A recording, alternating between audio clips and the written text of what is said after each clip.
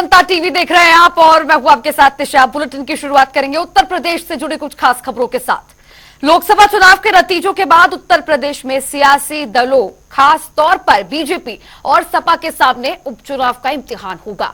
UP की 9 विधानसभा सदस्य संसद पहुंचे हैं, वहीं कानपुर की सीसामऊ सीट से सपा विधायक इरफान सोलंकी को सजा होने से खाली हुई है। ऐसे में अब खाली हुई सीटों पर न सिर्फ प्रत्याशी चयन को लेकर मंथन करना होगा, बल्कि इन सीटों को जीतकर आगे के लिए संदेश देना भी जरूरी होगा। आपको बता दें कि सपा के 4 और बीजेपी के 5 विधायक सांसद बने हैं और इसीलिए ये उपचुनाव दोनों ही खेमों के लिए प्रतिष्ठा का सवाल है। दरअसल लोकसभा चुनाव में उत्तर प्रदेश के नतीजों ने इस बार सत्तारूढ़ बीजेपी को निराश किया है। पार्टी की सीटें घटकर आधी रह गई हैं। वहीं कांग्रेस को लोकसभा में 6 सीटों पर सफलता मिली है। इस कारण पार्टी को संजीवनी मिल गई है। ऐसे में कांग्रेस भी उपचुनाव में कुछ सीटों की डिमांड पर है। वहीं बहुजन समाज पार्टी विधानसभा की रिक्त हुई सीटों पर मजबूत प्रत्याशियों को उतारने की कवायद में जुटी है।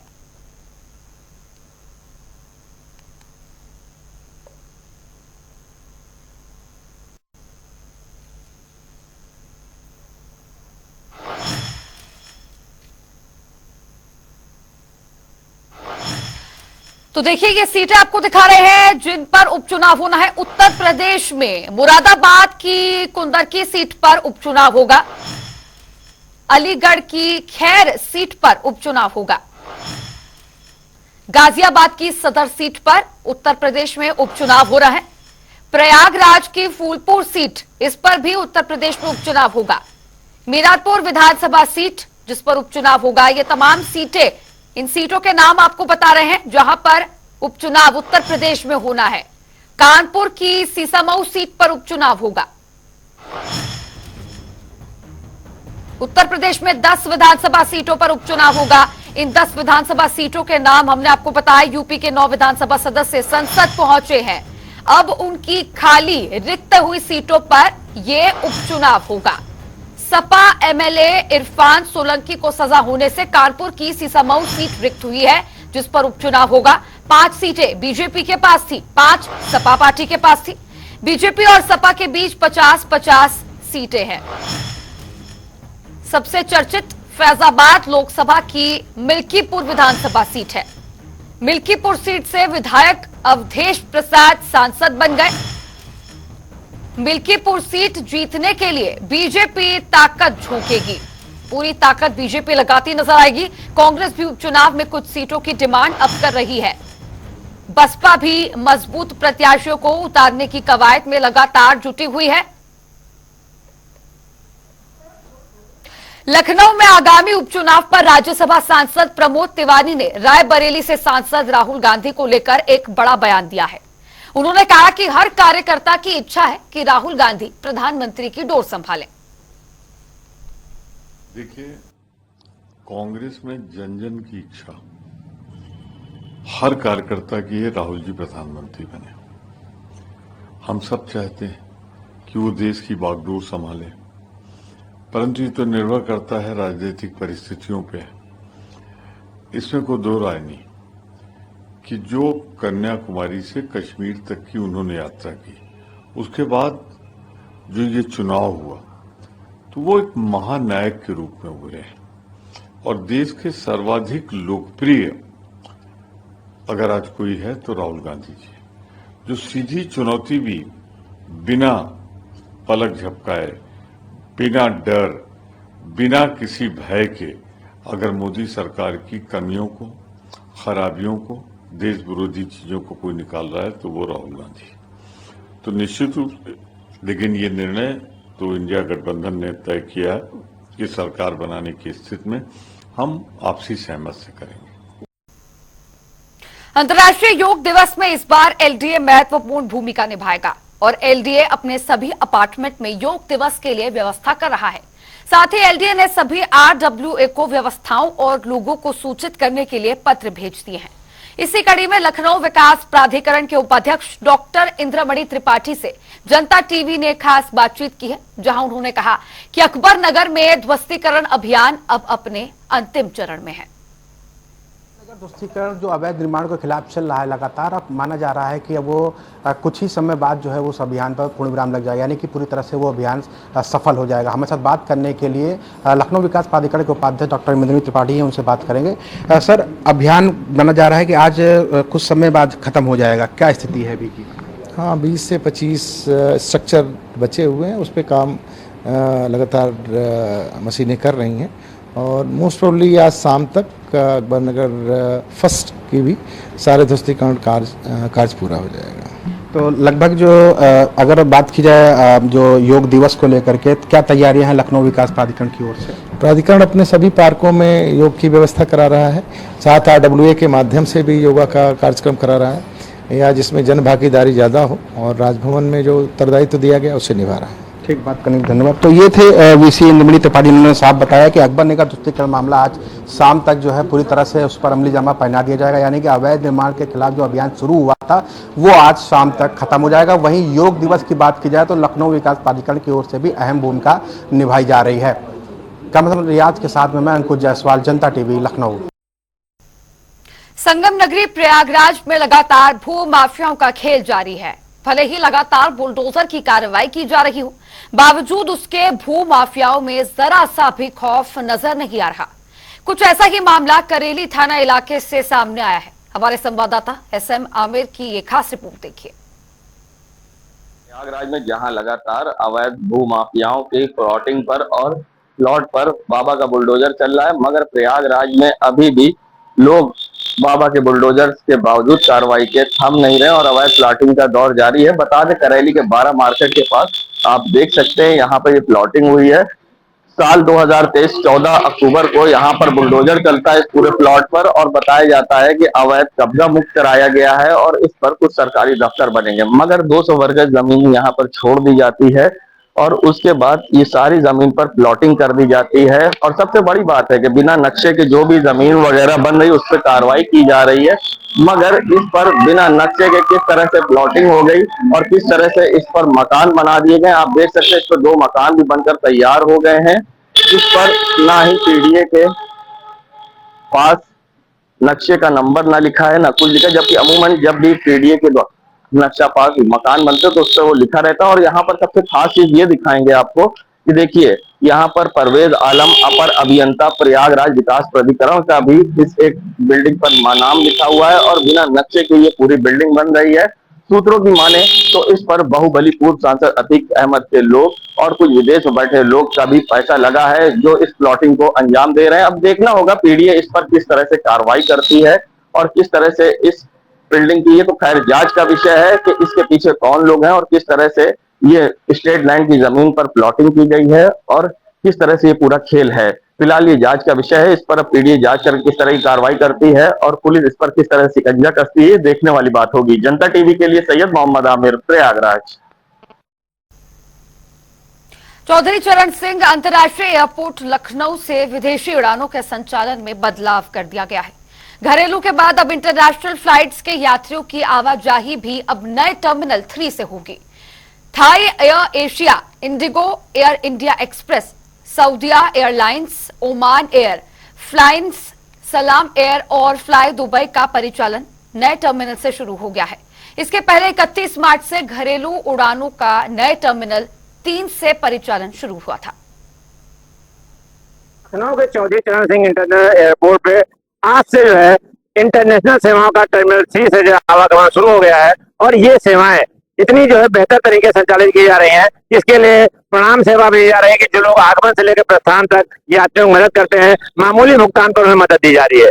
लखनऊ से Abu Dhabi, Dubai, Dammam, Riyadh, Jeddah, Muscat, Bangkok और रसूल खैरात के लिए उड़ानें जाती हैं और इन उड़ानों के यात्रियों को अब बेहतर सेवा मिलेगी। अभी तक क्या था, जो जीवन टर्मिनल जहां से सेवाएं जा रही थी वहां पर लोगों को एरो ब्रिज की सुविधा नहीं मिल पा रही थी, उन्हें लाइडर से जाकर के विमान में चढ़ना पड़ता था और उतरना पड़ता था।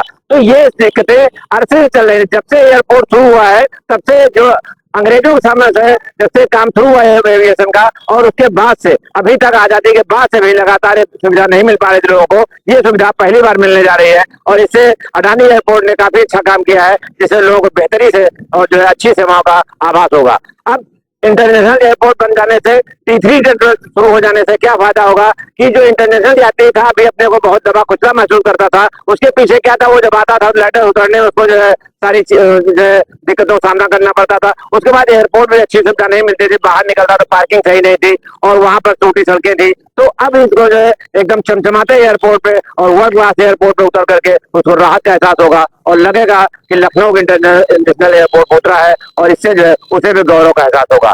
कैमरा पर्सन आसिफ के साथ सीएम मिश्रा, जनता टीवी, लखनऊ।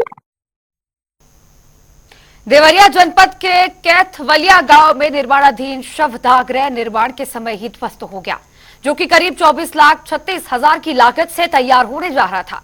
इसकी शिकायत ग्रामीणों ने जिला अधिकारी से की तो उन्होंने कहा इस घटना की गंभीरता से जांच की जाएगी।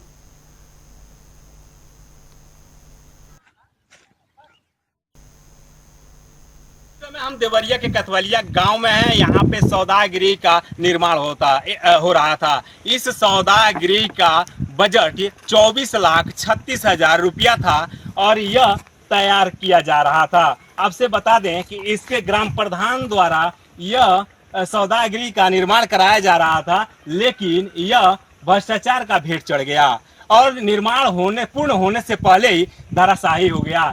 यह सौदा गृह लोग कहते हैं कि अंतिम संस्कार के लिए यहाँ पे बनाया जा रहा था और लोगों का ठहराव होने के लिए यह बना था। सामने सौदागिरी के लिए सौदाह के लिए बनाए गए छत थी और सामने यहाँ जस्ट वहाँ विश्राम करने के लिए, लोगों के छुपने के लिए, बरसात और गर्मियों से धूप से बचने के लिए ये बनाया जा रहा था।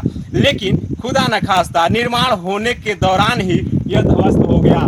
कहीं और कुछ दिन के बाद होता तो हो सकता था किसी दर्जनों लोगों की जान भी जा सकती थी।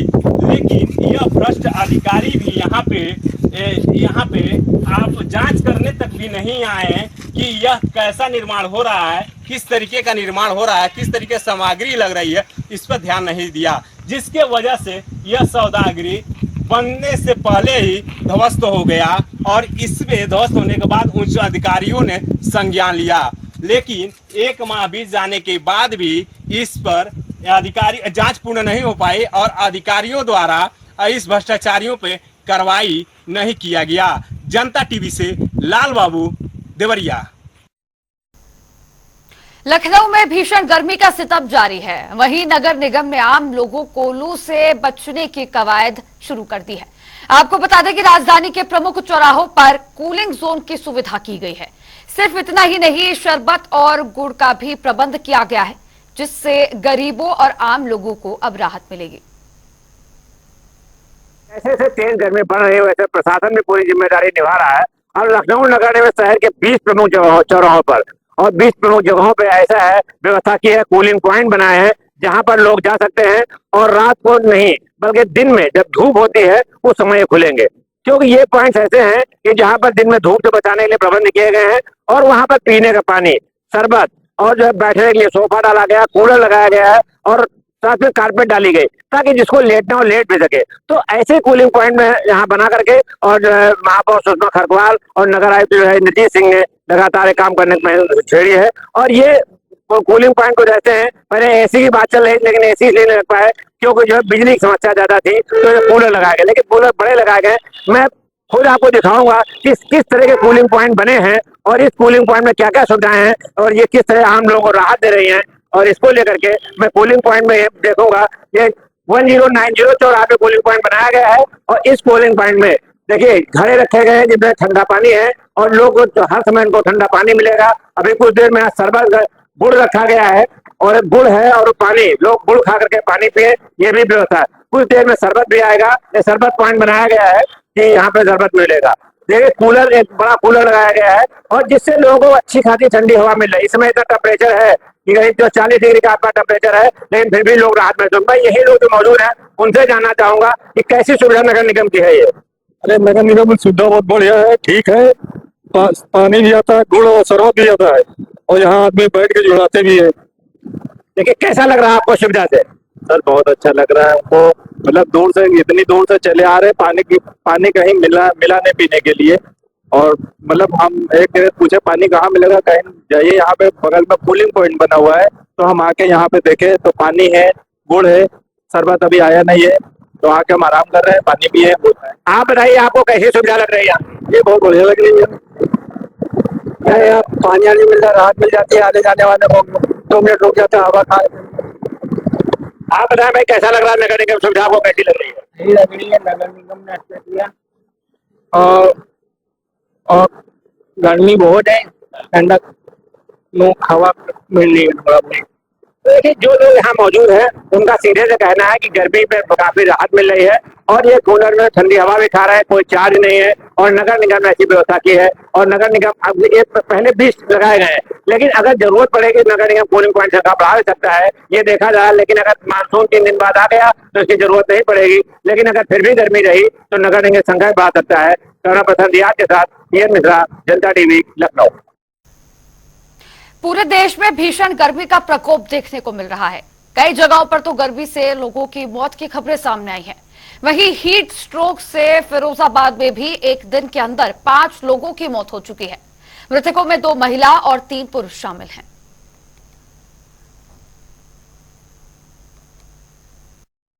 आज हॉस्पिटल के अंदर 5 मृत अवस्था में व्यक्ति आए गए, जिनमें से 3 पुरुष हैं, 2 महिलाएं हैं और ये सभी के सभी यानी कि हीट स्ट्रोक की वजह से इनकी मृत्यु हुई है। लगभग कितनी उम्र रही होगी? सभी की उम्र 60 से 80 के बीच में है। किस तरह की स्थिति है इस समय अस्पताल में हीट वेव को लेकर?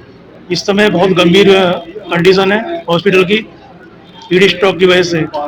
पेशेंटों में संख्या बढ़ी है? पहले पेशेंट की संख्या बहुत ज्यादा बढ़ी हुई है।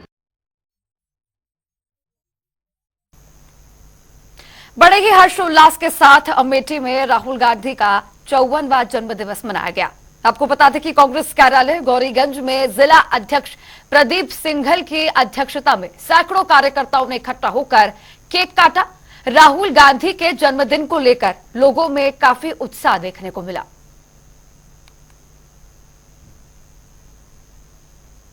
आज राहुल गांधी जी के जन्मदिवस के अवसर पर संविधान इसलिए भेंट किया गया लोगों को कि राहुल गांधी जी ने 10,000 किलोमीटर चलकर पूरे भारत का भ्रमण किया, मोहब्बत का पैगाम दिया, संविधान की रक्षा का संकल्प लिया।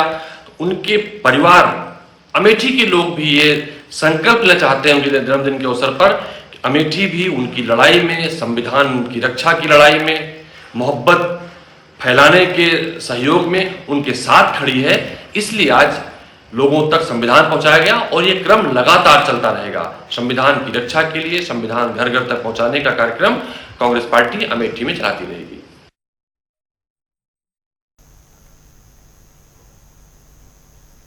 चलिए बुलेटिन में रुक करेंगे बड़ी खबर का। बता दें सेतु निगम के अधिकारियों की मनमानी लगातार जारी है। जीरो टॉलरेंस नीति को अधिकारी नहीं मानते, बिना टेंडर के चंदौली में कार्य कराए जा रहे हैं। बता दें बुलंदशहर में ई टेंडर के काम में भ्रष्टाचार का मामला सामने आया है। अनुभवहीन कंपनी को बिना टेंडर के काम दिया गया। संदीप गुप्ता के खिलाफ फिलहाल जांच चल रही है। बुलंदशहर बिम गिरने के मामले में अभी जांच जारी है। बड़ी खबर बता रहा है आपको, जहां पर सेतु निगम के अधिकारियों की मनमानी लगातार जारी है और अब इसी पर कार्रवाई होगी। जीरो टॉलरेंस नीति को अधिकारी नहीं मानते, बिना टेंडर के चंदौली में कार्य कराए जा रहे हैं। बुलंदशहर में ई टेंडर के काम में भ्रष्टाचार पाया गया है। भ्रष्टाचार का मामला ई टेंडर में सामने आया है, जहां पर अनुभवहीन कंपनी को काम सौंप दिया गया और इसी मामले में संदीप गुप्ता के खिलाफ अब जांच पड़ताल की जाएगी, एक्शन लिया जाएगा, कार्रवाई होगी। सेतु निगम के अधिकारियों की मनमानी जिस तरह से जारी है और अब इसी पर एक्शन लिया जाएगा। जीरो टॉलरेंस की नीति को सेतु निगम के अधिकारी नहीं मानते और बुलंदशहर में ई टेंडर के काम में भ्रष्टाचार का मामला जिस तरह से सामने आया है, उसके बाद अब कार्रवाई की जाएगी, एक्शन लिया जाएगा। संदीप गुप्ता के खिलाफ जांच चल रही है और जांच में जो कुछ भी पाया जाएगा उसके बाद उसी के अनुसार आगे की कार्रवाई की जाएगी।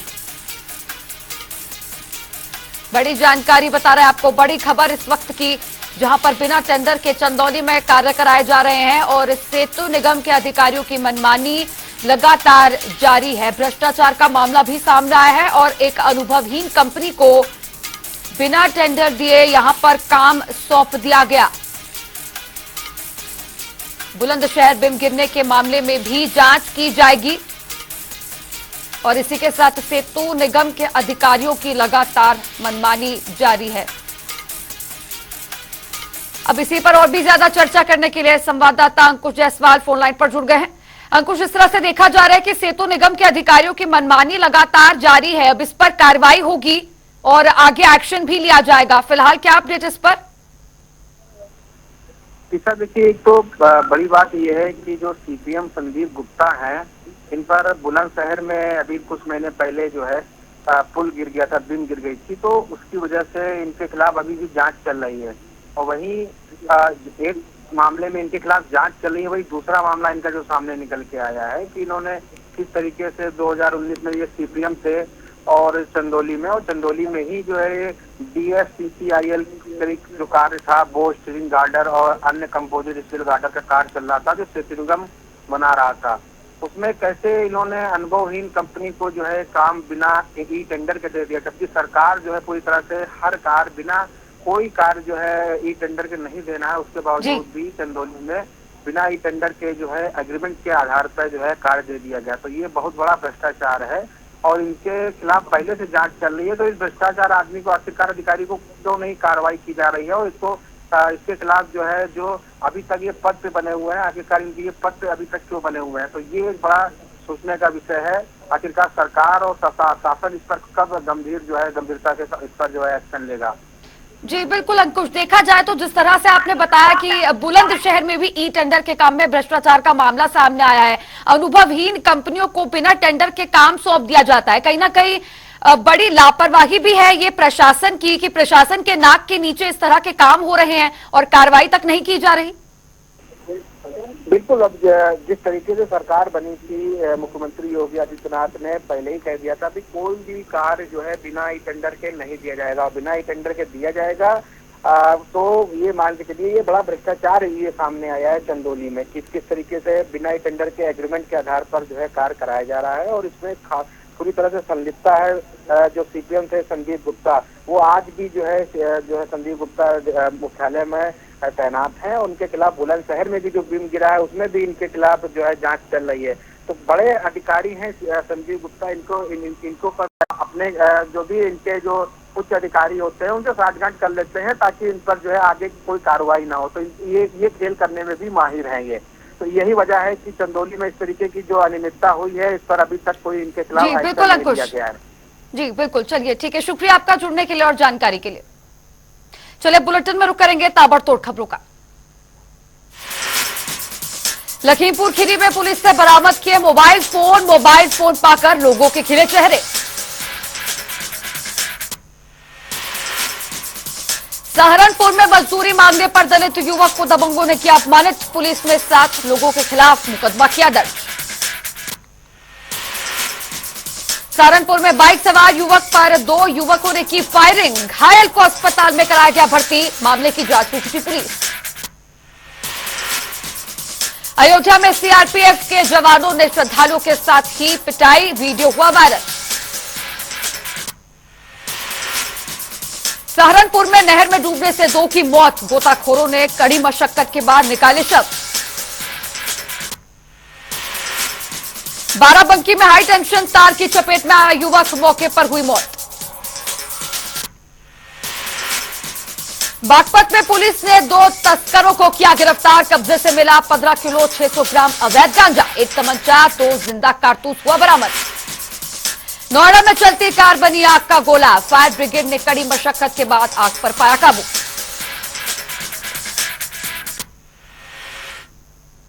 चलिए तो इसी के साथ फिलहाल बुलेटिन में इतना ही, लेकिन खबरों का सिलसिला लगातार जारी रहेगा। नमस्कार।